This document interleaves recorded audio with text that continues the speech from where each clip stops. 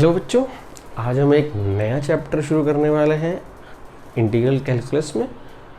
अभी तक हमने लास्ट चैप्टर में पढ़ा कि इंटीग्रल कैलकुलस होती क्या है, क्यों हमें उसकी रिक्वायरमेंट पड़ी और प्रैक्टिकल लाइफ में इंटीग्रल लाइफ की क्या ज़रूरत पड़ी, क्यों हमें एंटी डेरिवेटिव और ये सब हमने पढ़ लिया है।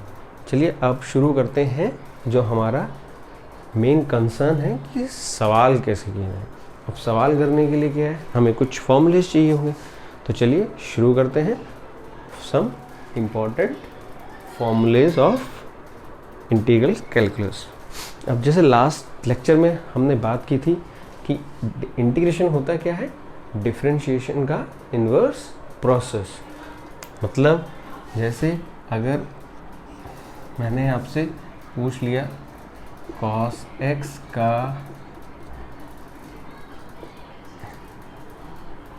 इंटीग्रेशन क्या होता है।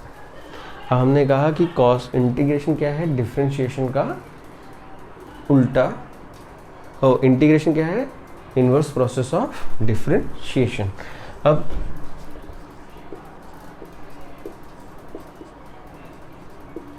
आप एक ऐसा फंक्शन ढूंढिए जिसका डिफरेंशिएशन क्या हो, cos x।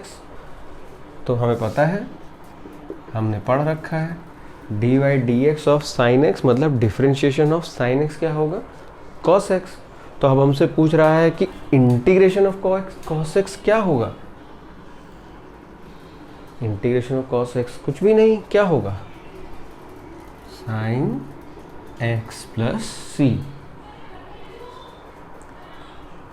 तो समझ गया कि डिफरेंशिएशन ऑफ अ फंक्शन अगर आपको दे रखा है, सपोज cos x, और मैं पूछ लूँ उसका इंटीग्रेशन क्या होगा, तो यही तो होगा। लास्ट क्लास में मैंने पढ़ा था ना कि integration is nothing but the inverse process of differentiation. तो अगर आपको डिफरेंशिएशन के फॉर्मूले आते हैं तो आप ऑटोमेटिकली क्या कर लेंगे, इंटीग्रेशन के फॉर्मूले। चलिए देखते हैं कैसे। अब कुछ फॉर्मूलेज हम देखते हैं। सबसे पहला जो फॉर्मूला है वो है x to the power n dx। इसका फॉर्मूला होता है x to the power n plus 1 plus c। एक बात आपको यहाँ पे ये देखनी पड़ेगी, n की वैल्यू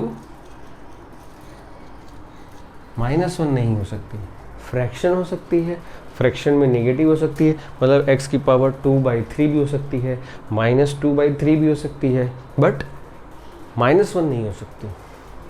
इस x की पावर 2 भी हो सकती है, x की पावर 3, कुछ भी हो सकता है, बट -1। क्योंकि अगर -1 करेंगे तो ये वाला चीज़, ये जो फ्रैक्शन है ये क्या बन जाएगा, इसके न्यूमरेटर में तो अगर हम x की वैल्यू -1 प्लस 1 पुट कर दें तो ये क्या हो जाएगा, x की पावर 0/0। तो डिनोमिनेटर में जब भी हमें 0 मिल जाता है तो वो क्या हो जाता है, फंक्शन नॉट डिफाइंड, या फिर फंक्शन जो है वो इन्फिनिटी को टेंड कर जाता है। आई होप आप समझ गए होंगे। चलिए ये हो गया हमारा पहला फॉर्मूला। अब अगर आपको चेक करना है, अगर हम इसको इंटीग्रेशन पूछ रहे हैं, अगर हम इसको डिफरेंशिएशन करेंगे तो हमें क्या मिलना चाहिए, x to the power n। Inverse process है ना, इस फंक्शन का इंटीग्रेशन ये आया, तो इस फंक्शन का डिफरेंशिएशन क्या आना चाहिए, x to the power n। चलिए चेक कर लेते हैं। आपको अगर पता है d to the power xn क्या होता है, n x to the power n-1। ये फॉर्मूला हमने डिफरेंशिएशन में पढ़ा हुआ है। तो अगर मैं कहने लगूँ, अभी आपसे पूछने लगूँ कि अगर इसका डिफरेंशिएशन ये आ जाए तो ठीक है, ये चेक करने का तरीका है। अब 1/n प्लस 1 ये चीज़ तो कांस्टेंट है, तो ये चीज़ तो डिफरेंशिएशन के बाहर आ जाएगी, n plus 1 dy dx of x to the power n plus 1। अब ये तो ऐसे ही रहेगा। फिर यहाँ पे अब n की जगह क्या है, n प्लस 1, तो n प्लस 1 नीचे आ जाएगा जंप करके, यहाँ से जंप मार के बाहर आ गया। n+1, और जब x to the power n+1 में से हमें एक माइनस करना है तो क्या हो जाएगा n+1 -1, है ना। इस n+1 से ये n+1 कट गया तो क्या बचा ऊपर x, n 1 - 1 0 हो जाएगा, तो x to the power n आ गया ना ये फंक्शन। तो ये चेक करने का तरीका भी है। अगर आपको डिफरेंशिएशन के फॉर्मूले आते हैं तो इंटीग्रेशन के फॉर्मूले आप ऑटोमेटिकली सॉल्व कर ले जाएंगे, ठीक है। चलिए, बहुत इजी है। चलिए अब यहाँ पे मैं आपको एक दो सवाल करवा देता हूँ। एग्जाम्पल देख लीजिए। जैसे मैं आपको दे दूँ x की पावर 3dx, इसको सॉल्व करना है। तो आपको पता है x to the power n का फॉर्मूला dx के रिस्पेक्ट में क्या होगा, x to the power n+1 divided by n+1। तो यहाँ पे n की वैल्यू क्या है 3, पुट कर दीजिए इस फॉर्मूले में x 3+1 और 3+1 c, तो क्या हो गया x to the power 4/4 c। ये आंसर आ गया। एक और एग्जांपल ले लेते हैं। अब इसमें कह रहे हैं नहीं सर, अब हम निगेटिव फ्रैक्शन पावर ले लीजिए 2/3 dx। अब यहाँ पे n की वैल्यू क्या हो गई -2/3, तो पुट कर दीजिए आप इस फॉर्मूले में x -2/3 + 1 -2/3 + 1 c को कभी मत भूल जाइएगा, इसका सिग्निफिकेंस हमने लास्ट क्लास में पढ़ा है। अब यहाँ पे आप एलसीएम लेके सॉल्व करेंगे तो क्या आएगा x 1/3 और नीचे आएगा 1/3 + c, यानी आंसर क्या आएगा 3 ऊपर चला जाएगा, 3x की पावर 1/3 + c। ये हो गया, है ना। समझ गए, एग्जाम्पल से भी मैंने समझा दिया इसको कैसे यूज़ करेंगे। अब सवाल आता है सर अगर -1 हो ही गया तो क्या करेंगे आप। चलिए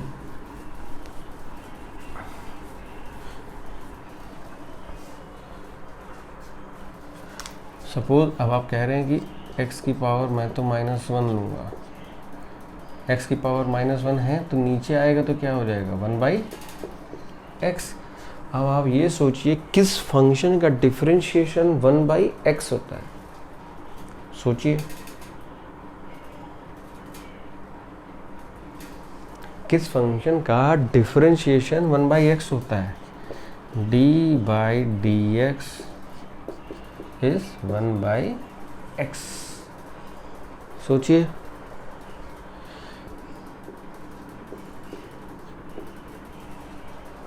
ln x, ln mod x का डिफरेंशिएशन क्या होता है 1/x।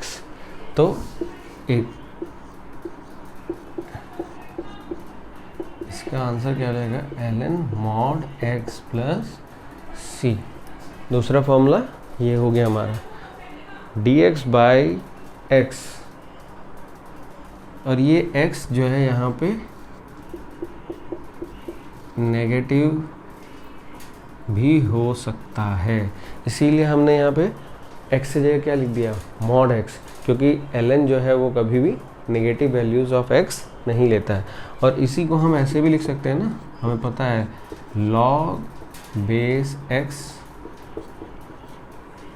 जब बेस लॉगरिथमिक फंक्शन में e होता है तो उसी को हम कह देते हैं ln mod x, यानी कि नेचुरल लॉग x।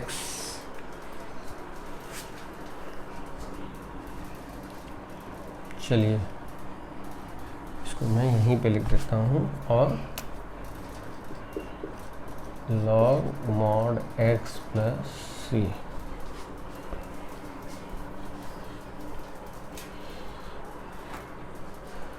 अब तीसरा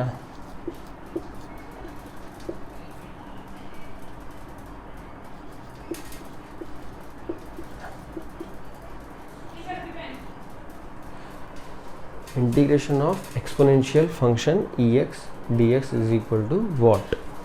अब जैसे आपको पता है, पहले आप पढ़ चुके हैं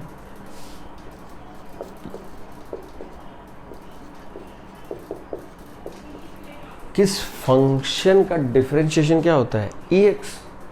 तो हमसे अब EX का इंटीग्रेशन पूछ रहे हैं तो हमें पता चल जाएगा अगर हमें डिफरेंशिएशन पता है।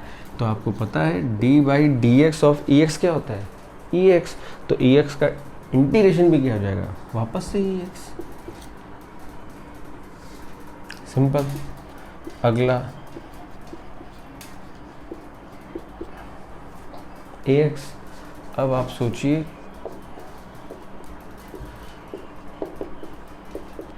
किसका डिफरेंशिएशन ये होता है ताकि हमें इसका इंटीग्रेशन पता चले। तो आपको पता है dx of AX is nothing but AX ln A, ये होता है। बट हमें तो चाहिए सिर्फ इसका इंटीग्रेशन, ये तो एक्स्ट्रा है। और ln A की वैल्यू क्या होती है, कांस्टेंट। तो जब इसको नीचे लेके आएंगे इधर, ln A dy/dx AX।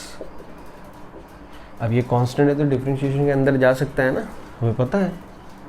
तो d/dx AX ln A is nothing but A। तो हमने देख लिया AX का इंटीग्रेशन चाहिए था, तो ये जिस फंक्शन का डिफरेंशिएशन ये आएगा उसका इंटीग्रेशन क्या हो जाएगा, AX ln A। यहाँ से हमें AX ln A plus C मिल गया। तो ये अभी तक हमने कितने फॉर्मूले पढ़ लिए, 4। आई होप सब समझ में आ गया होगा। चलिए अब नेक्स्ट फॉर्मूलेज देखते हैं। अब हम बात कर लेते हैं थोड़ी सी यहाँ पे ट्रिग्नोमेट्रिक जो फंक्शंस होते हैं इनके डिफरेंशिएशन और इंटीग्रेशन। 5वां sin x dx cos x dx sec square x dx sec x tan x dx। अब जैसा हमें पता है किस फंक्शन का डिफरेंशिएशन sin x होता है, सोचिए आप, d/dx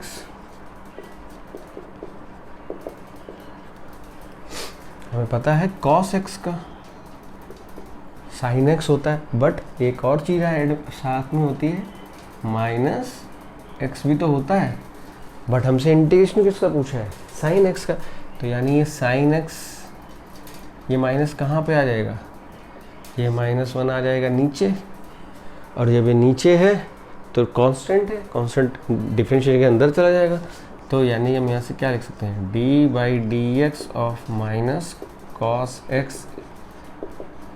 sin x होता है। अब हमसे इसका इंटीग्रेशन पूछा तो क्या हो जाएगा, minus cos x plus c, ये याद रखिएगा, माइनस cos x। अब सिमिलरली अगला है cos x का इंटीग्रेशन पूछ रहा है हमसे वो cos x। अब आप बताइए किस फंक्शन का डिफरेंशिएशन cos x होता है, हमें पता है sin x का। तो cos x का इंटीग्रेशन क्या हो जाएगा, क्योंकि वो इंटीग्रेशन डिफरेंशिएशन का रिवर्स प्रोसेस है। तो यहाँ पे आ जाएगा sin x प्लस c। इसी तरह से हमें पता है sec स्क्वायर x का डिफरेंशिएशन, किस फंक्शन का डिफरेंशिएशन sec स्क्वायर x होता है, हमें पता है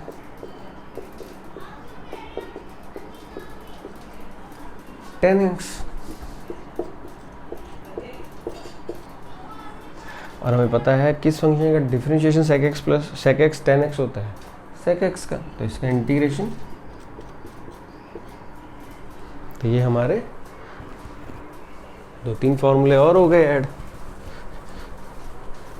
चलिए अब आगे देखते हैं। अभी हम फॉर्मूले लिख रहे हैं, बहुत सारे फॉर्मूले होते हैं, बट घबराने की ज़रूरत नहीं। वो जैसे जैसे आप प्रैक्टिस करते जाओगे ना, ऑटोमेटिकली सब याद होता जाएगा। और अगर आपको डिफरेंशिएशन सीख के आए हैं तब तो बहुत ही ईजी है। चलिए इसी तरह से 9th फॉर्मूला देखते हैं। Cosec square x d x,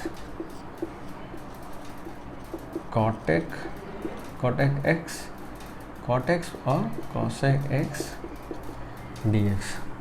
जैसे कि आपको पता है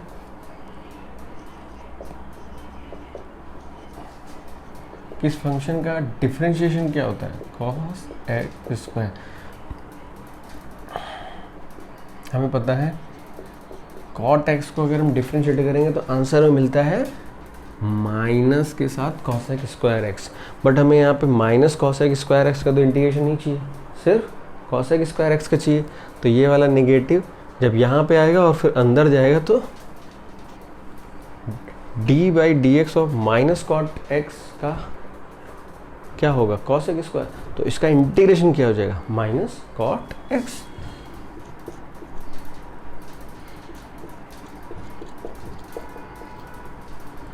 सिमिलरली कॉट एक्स का इंटीग्रेशन क्या होगा, minus cosec x plus c. अब आ जाइए अगले फॉर्मूले में। अब यहाँ पे 3 4 जो हैं वो इन्वर्स ट्रिग्नोमेट्री के हैं। D by d x of 1 minus x square क्या होता है, साइन इन्वर्स एक्स प्लस सी।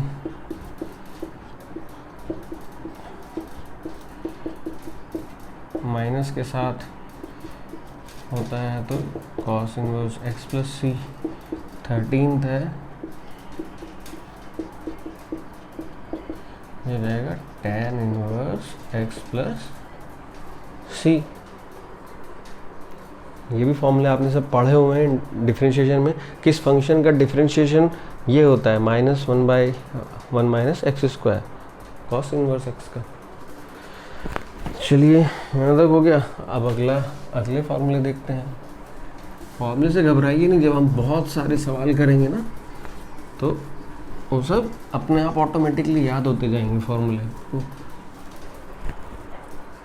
देखिए अगर किसी की इंटीग्रेशन पे कमांड है ना तो वो कैलकुलस में भी काम आएगी, उसके कैलकुलस बहुत अच्छी हो जाएगी। कैलकुलस अगर अच्छी हो गई तो आपकी ऑटोमेटिकली फिज़िक्स में, जब आप हायर क्लासेस में जाएंगे, बीटेक में जाएंगे, बीटेक में बहुत सारे आप मैकेनिकल लोगे तो आपको इंटीग्रेशन की ज़रूरत पड़ेगी।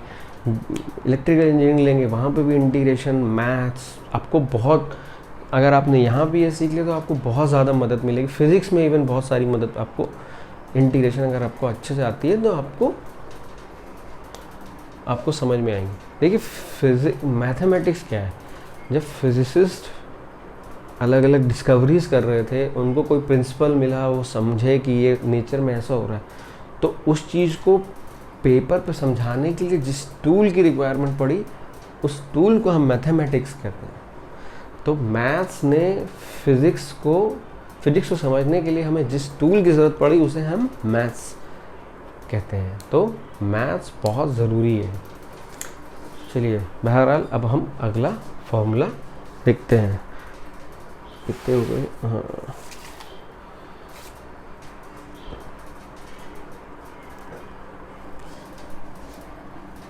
चलिए नंबर शायद गलत हो सकता है, 14th।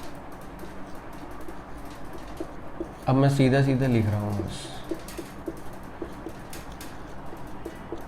कॉट इनवर्स एक्स, ये माइनस है यहाँ पे, -1 15th मॉड एक्स स्क्वायर -1, ये हो जाएगा आपका सेक इनवर्स एक्स प्लस सी, और ये -1 है,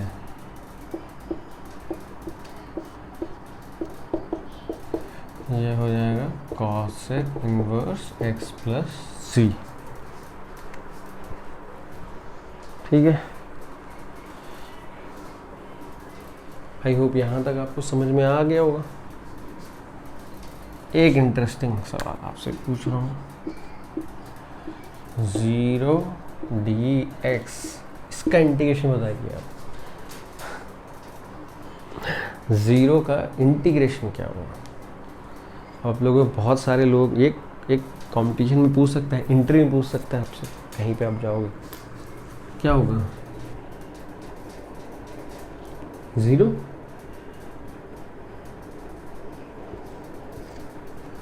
आप वापस से जाइए ना, डिफरेंशिएशन में किस फंक्शन का डिफरेंशिएशन 0 होता है बताइए?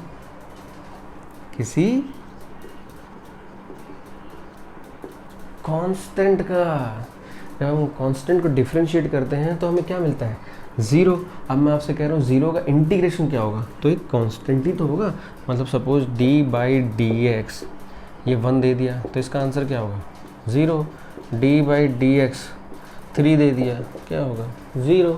तो 0 नहीं होगा, क्या होगा? ये कांस्टेंट। पेपर के पॉइंट ऑफ व्यू से नहीं, बट ऐसे ही कोई आपसे पूछ न ले एग्ज़ाम में, इंटरव्यू में, ठीक है। चलिए, आई होप यहाँ तक के आपको सारे फॉर्मूले आपने लिख लिए होंगे और आपको थोड़ा याद भी हो रहे होंगे।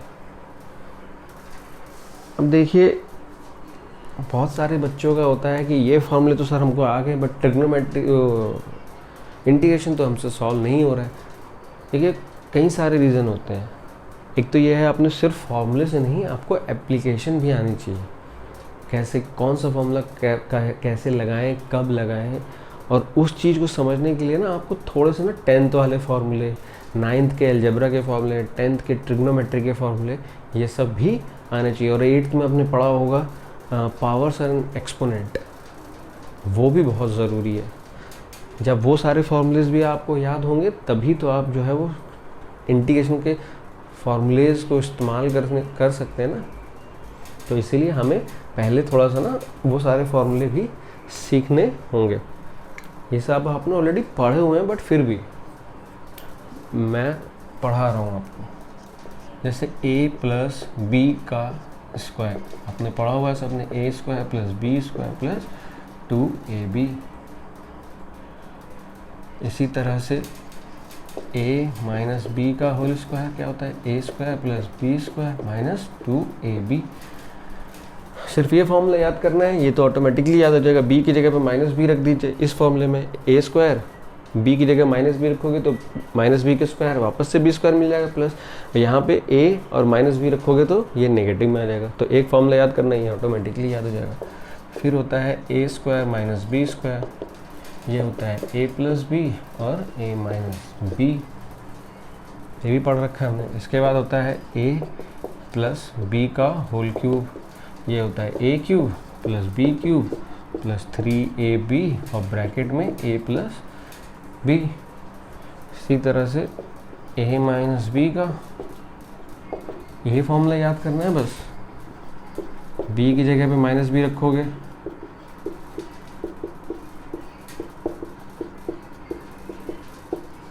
तो ये क्या हो जाएगा? a³ - b³ - 3ab और ब्रैकेट में a - b। तो ये भी फॉर्मूला हमें याद हो गया। तो 1 2 3 4 5 फॉर्मूले हो गए। अब अगर बाई चांस आप एग्ज़ाम में ये फॉर्मूला भूल जाओ ना, a + b का होल क्यूब, तो आप डिराइव भी कर सकते हो। इसको हम ऐसे भी देख सकते हैं, a + b।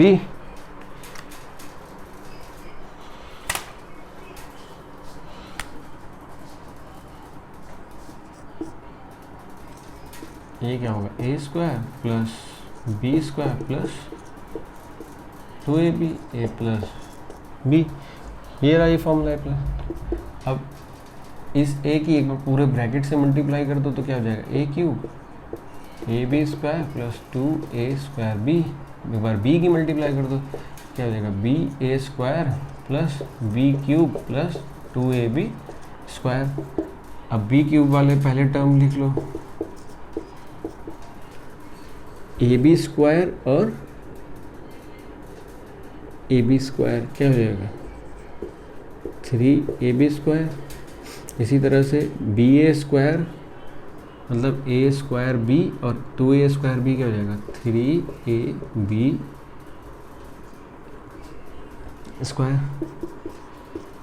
Plus b³ plus यहाँ से 3ab कॉमन ले लो, a + b। आ गया ये फॉर्मूला। तो इसी तरह से आप फॉर्मूले डिराइव भी कर सकते हो अगर आप बाई चांस एग्ज़ाम में भूल जाओ। तो अभी तक कितने फॉर्मूले हो गए? 5 फॉर्मूले हो गए हमारे अलजेब्रा के। ये बहुत सारी जगह पे लगेगा आपका, तो ये याद रखना है, फॉर्मूला भूलना नहीं है।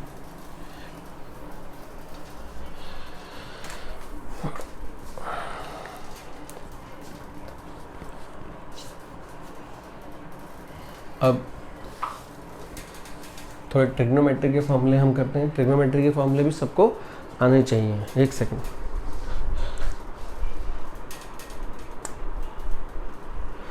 अब हमें ट्रिग्नोमेट्री के भी फॉर्मूले आने चाहिए। जैसे हमने पढ़ा हुआ है tan थीटा क्या होता है? sin theta upon cos theta. ये हमने 10th क्लास में पढ़ा हुआ है ऑलरेडी। एक होता है हमारे पास sin थीटा, एक होता है cos थीटा। अगर आपको इनकी वैल्यू भी पता करनी होती है, जैसे एक ये राइट एंगल ट्रायंगल है, ये हाइपोटेन्यूज है और ये बेस है और ये परपेंडिकुलर है, तो इस right angle triangle sin theta की वैल्यू क्या होती है? P अपॉन H, यानी perpendicular upon hypotenuse. cos theta क्या होता है? B by H। और tan थीटा क्या होता है? P by B। इनको याद करने का तरीका भी होता है, पंडित बद्री प्रसाद हर हर भोला। पंडित बद्री प्रसाद हर हर भोला। तो ये पहले वाला होता है, ये क्या होता है? sin theta. दूसरे वाला क्या होता है? cos theta. ये क्या होता है? tan theta. यानी पंडित बद्री प्रसाद हर हर भोला। ये याद करने का तरीका है। तो sin theta, cos theta, tan theta, ये हमें मिल गया। अब जैसे एक राइट एंगल ट्रायंगल है, ये हमें दे रखा है 3, 4, 5 सेंटीमीटर, तो sin थीटा क्या हो जाएगा? यहाँ से 3/5, cos थीटा 4/5, tan थीटा क्या हो जाएगा? 3/5, 3/4 सॉरी 3/4। तो इस तरह से ये भी हमें पता होना चाहिए। ये मैंने ऐसी जस्ट आपको बता दिया है। तो sin theta, cos theta, tan theta हो गया। फिर हमारे 3 और फॉर्मूले होते हैं। एक होता है हमारा cot थीटा। cot थीटा क्या होता है? ये होता है tan थीटा का इन्वर्स। एक होता है हमारा कोसिकेंट थीटा। ये किसका होता है? sin theta. और एक होता है हमारा सीकेंट थीटा। ये किसका इन्वर्स होता है? cos थीटा का। तो 6 हो गए। एक हो गया sin theta, cos theta, tan theta, cot theta, cosec theta और sec थीटा। कैसे वैल्यू निकालते हैं ये भी मैंने आपको बता दिया। अब हमारी ट्रिग्नोमेट्री में आपने 10th क्लास में पढ़ा हुआ है 3 आइडेंटिटीज़ होती हैं। ये भी बहुत यूज़ होगी इंटीग्रेशन में। तो वही है, जिसका इंटीग्रेशन सही है तो उसका ऑटोमेटिकली अलजेब्रा भी ठीक हो जाएगा। बहुत सारे क्वेश्चन आप ऐसे ही अलजेब्रा के सॉल्व करने लगोगे क्योंकि प्रैक्टिस बहुत हो जाएगी। उसके बाद ट्रिग्नोमेट्री आपकी बहुत ही ज़्यादा इंप्रूव हो जाएगी इंटीग्रेशन की वजह से। फिर 3 आइडेंटिटीज़ होती हैं हमारे पास। एक होता है sin square theta plus cos square theta is equal to 1। फिर इस आइडेंटिटी को एक बार थ्रू आउट जो है वो आप sin स्क्वायर थीटा से डिवाइड करेंगे। मतलब जैसे sin square theta plus cos square theta is equal to 1 है। अगर इसको आप दोनों साइड जो है वो एक बार cos स्क्वायर थीटा से डिवाइड कर दो तो क्या हो जाएगा? sin square theta cos square theta और ये cos स्क्वायर थीटा डिवाइडेड में cos स्क्वायर थीटा। ठीक है, ये हो जाएगा। अब आपको पता है sin theta by cos theta क्या होता है? 10। तो tan square theta, cos square cancel हो जाएगा और 1/cos क्या होता है? Secant square theta. तो यानी कि तो दूसरी आइडेंटिटी क्या मिल गई हमें? 1 plus tan square theta is nothing but, ये फॉर्मूला है इसीलिए हम थोड़ा सा तेज़ी में चल रहे हैं क्योंकि आपने सब पढ़ा हुआ है 10th क्लास में। फिर एक बार अगर इस इक्वेशन को हम sin स्क्वायर थीटा से डिवाइड कर देंगे तो हमें ये वाली आइडेंटिटी मिल जाती है। ठीक है, तो ये 3 फार्मूला भी बहुत इम्पोर्टेंट है, ये भी हमको याद होने चाहिए। तो ये भी हो गया। चलिए इसके बाद हम देखते हैं नेक्स्ट।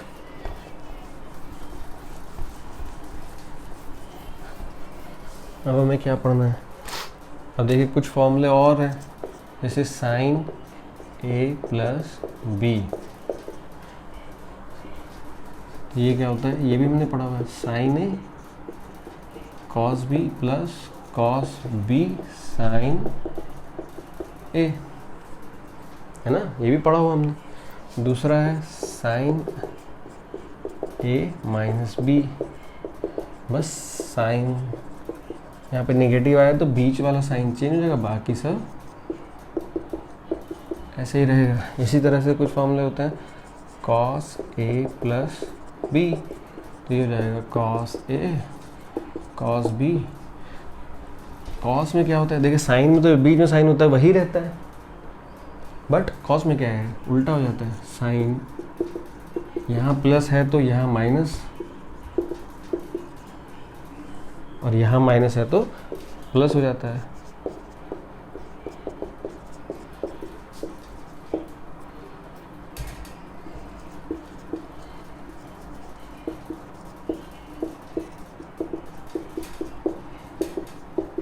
ये सब फॉर्मूले हमने पढ़े हुए हैं ऑलरेडी। ठीक है, यहाँ तक क्लियर हो गया।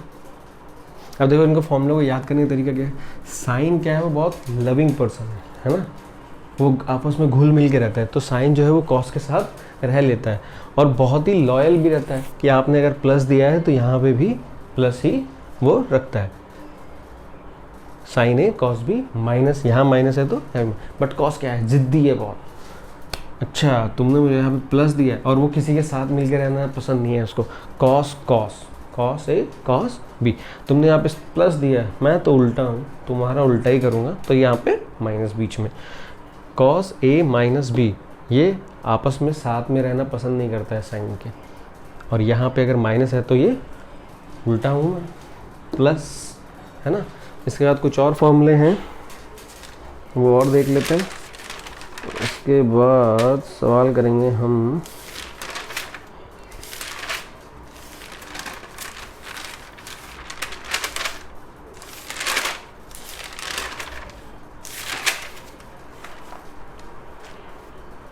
हाँ ये वाले फॉर्मूले।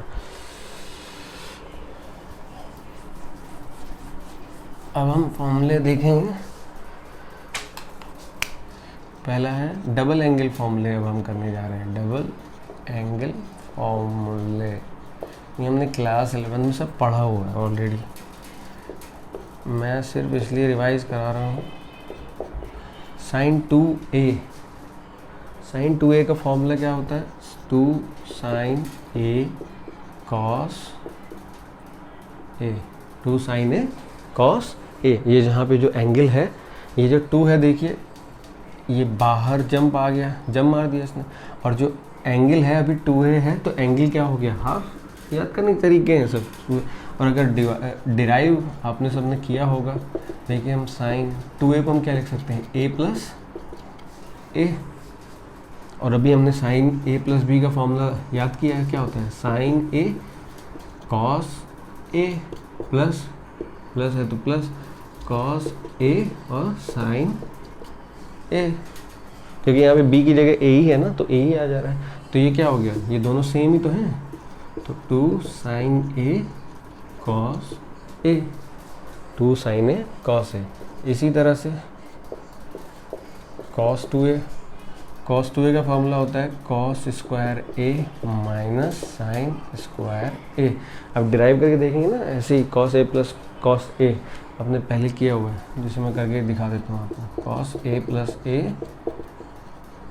एक बार करेंगे कॉस a, फिर कॉस a, माइनस है क्योंकि प्लस है यहाँ पे, तो साइन a। अभी जो पीछे वाली स्लाइड में हमने फॉर्मूला देखा था, तो क्या हो गया? Cos square a minus sine square a, ये फॉर्मूला होता है। अब आपको पता है कॉस स्क्वायर a को हम क्या लिख सकते हैं?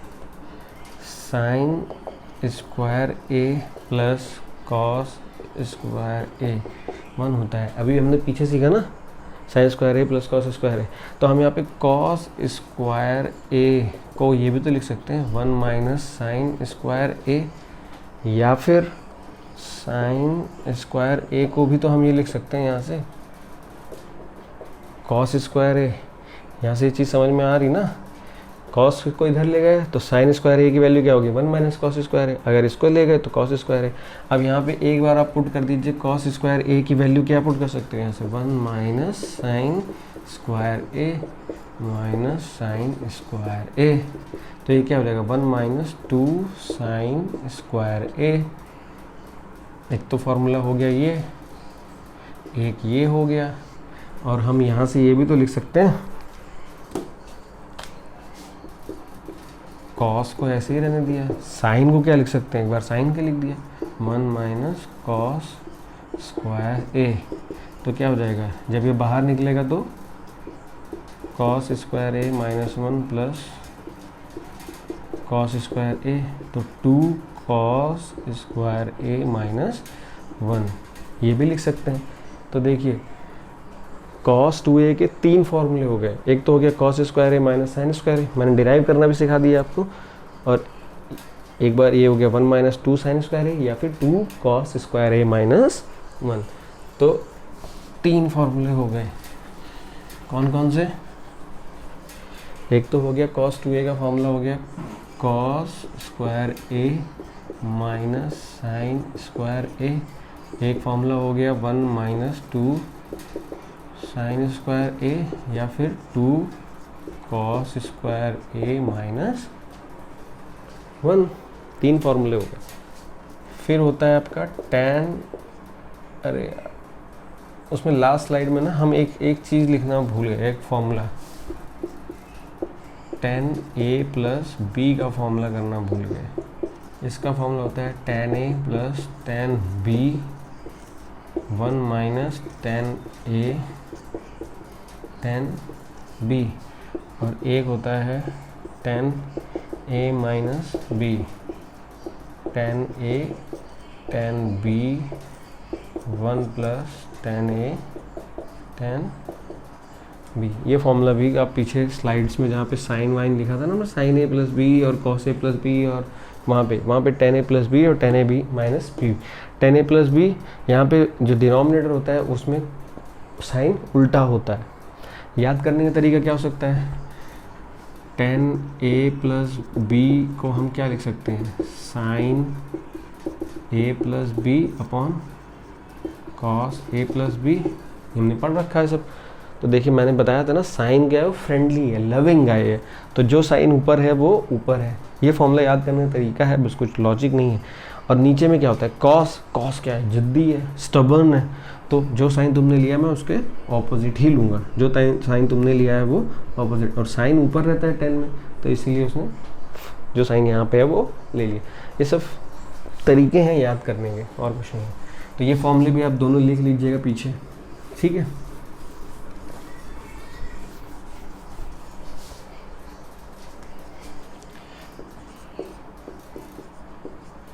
एक होता है tan 2a, ये होता है 2 tan a 1 minus tan square a, ये होते हैं। अब आप देखिए साइन को 2a को और cos 2a को भी हम tan की फॉर्म में लिख सकते हैं, कैसे,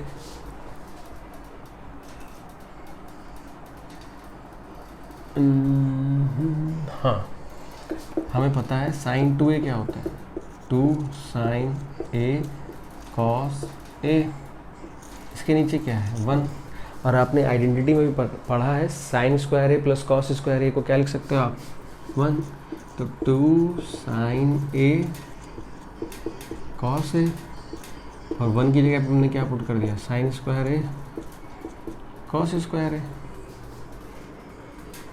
है ना। अब हम न्यूमरेटर और डिनोमिनेटर को कॉस स्क्वायर से डिवाइड कर दें, तो इक्वेशन पे तो हमारी कोई फ़र्क नहीं पड़ेगा ना, सेम चीज़ से ऊपर नीचे डिवाइड कर रहे हैं, तो ये हो जाएगा sign square A plus cos square A, cos square ए।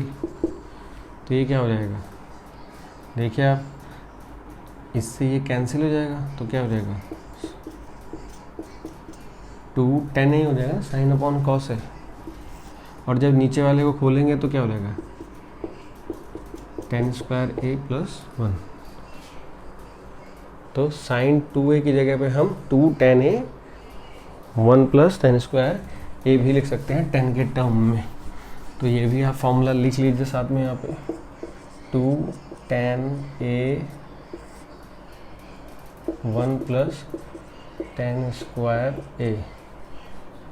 और इसी तरह से कॉस का एक और फॉर्मूला होता है 1 माइनस tan स्क्वायर ए डिवाइडेड में 1 प्लस tan स्क्वायर ए।